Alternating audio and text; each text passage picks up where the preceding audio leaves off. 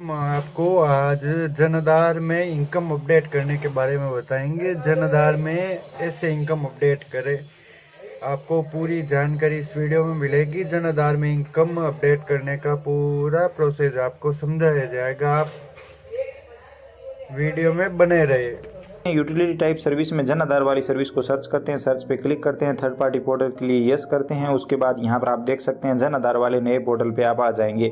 Enrolment में आएंगे, यहाँ पर आपको प्रोफाइल अपडेट का ऑप्शन मिलेगा। आई अपडेट करने के लिए सभी चेकबॉक्स पे क्लिक करेंगे और प्रोसीड पे क्लिक करेंगे।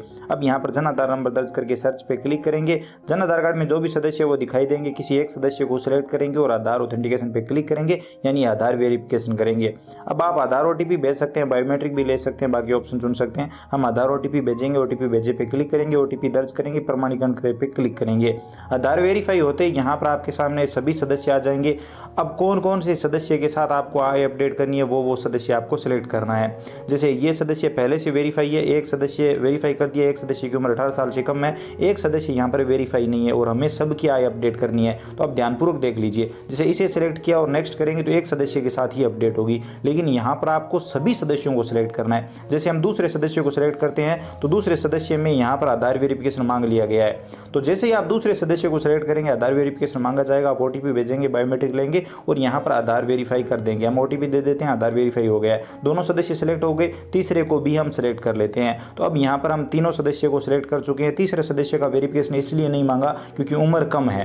तो हम यहाँ पर आप अपने हिसाब से सभी सदस्य सिलेक्ट कर लेंगे। आपके जिन सदस्यों के वेरिफिकेशन मांगे जा रहे हैं आप एक एक करके सभी के यहाँ पर ओटीपी दे दीजिए या फिर बायोमेट्रिक ले लीजिए और सभी सदस्यों को यहाँ पर सेलेक्ट कर लीजिए, क्योंकि हमें पूरे परिवार की इनकम अपडेट करनी है। चाहे अगर किसी की इनकम जीरो भी है, कोई बच्चा भी है, तो भी यहाँ पर आप उसे सेलेक्ट करें और उसकी इनकम जीरो दिखाएं, तभी पूरे परिवार की इनकम अपडेट हो पाएगी।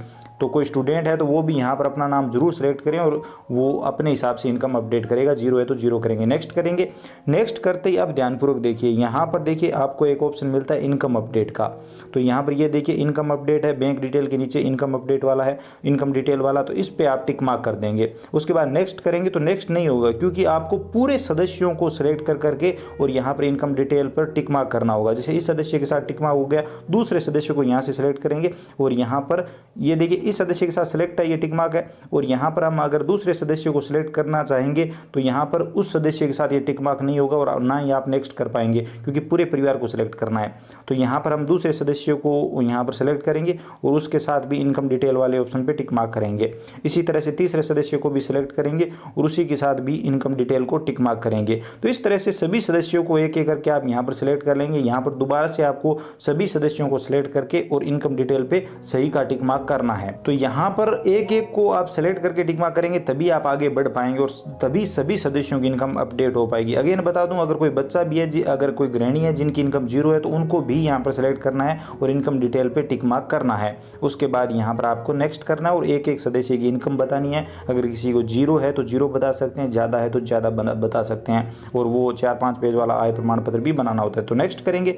नेक्स्ट करने के बाद यहाँ पर देखिए जो ये नीला कलर है, जो सदस्य यहाँ पर सेलेक्ट है उसकी यहाँ पर इनकम अपडेट हो रही है। तो इस सदस्य की इनकम कितनी है, सबसे पहले पूछा जा रहा है टैक्स पेयर है या कि नहीं, तो नो कर देते हैं। पैन कार्ड नंबर यहाँ पर ऑप्शनल है, तो ये पैन नंबर आप छोड़ सकते हैं। उसके बाद आपको इनकम बतानी है। तो फाइनेंशियल ईयर 2024-25 की इनकम पूछी जा रही है, तो कितनी है, तो आपने आय प्रमाण पत्र कितने का बनाया है, इस सदस्य की इनकम कितनी है, जो सबसे पहले यहाँ पर ऊपर सेलेक्ट है, जो नीले कलर में आ रहा है, तो यहाँ पर ब्लू कलर में जो आ रहा है उस सदस्य की इनकम यहाँ पर आपको बतानी है। तो 5000 हम कर देते हैं और यहाँ पर इनकम आय प्रमाण पत्र सेलेक्ट कर लेते हैं। यहाँ पर पीडीएफ फॉर्मेट में आपको आय प्रमाण पत्र अपलोड करना है। ये जो 4-5 पेज वाला आय प्रमाण पत्र है, ये आय प्रमाण पत्र आपको तैयार करवाना है। 2 अधिकारियों के हस्ताक्षर होते हैं, नोटेरी होता है, और वो आपका ये जो आय प्रमाण पत्र है ये तैयार हो जाता है और यही आपको अपलोड करना है, तभी आपका अप्रूव हो पाएगा।